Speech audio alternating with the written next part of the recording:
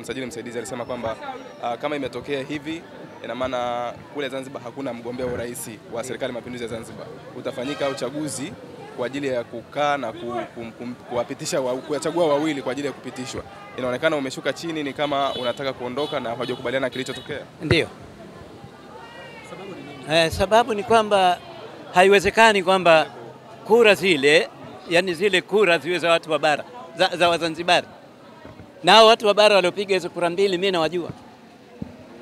Nawajua. Kwa maana hiyo ni kwamba kulikuwa na kitu, mchezo umechezwa wa kufanya kwamba mimi nisipate nafasi ya kugombea, kwa sababu mimi ni mwiba kwa kule Zanzibar.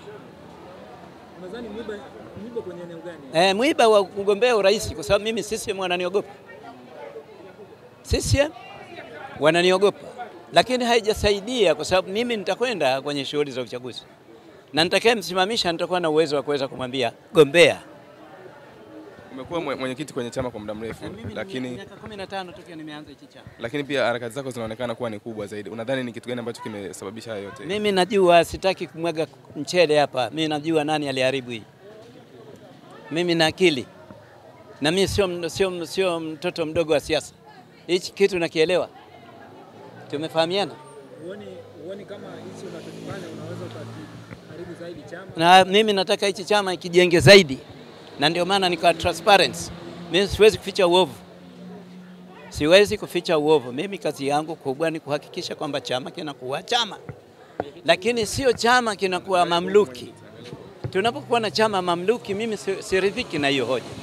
Lazima chama kiwe chama kinachoweza kutetea shida za watu wa Tanzania.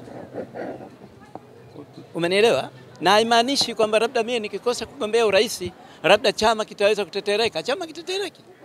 Chama kitaweza kufanya kazi yake vizuri, sababu uwezo wa kusema nao, hoja nazo. Na yule ambaye atasimama kwa ajili ya kutetea Zanzibar, nitakuwa na uwezo wa kumwambia fanya hili, fanya hili, fanya hili, na atafanya. Kwa sababu nini? Najua upinzani ni kitu gani. Sasa huu mchezo wa kuchezewa, watu wakaja wakaambiwa kwamba huyu msimchague kwa sababu huyu ataweza kutuletea dhiki.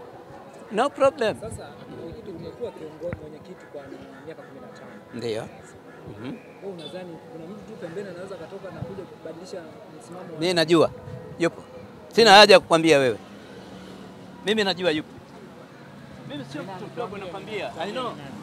Naam, huyo ni anachezesha mchezo huu maksudi kwa nia ya kuniharibia mimi. Lakini mimi bado naendelea kukwambia mimi ngogo. Na mwiba juu ya mgongo huku. Ukinimeza unakufa tu. Umenielewa?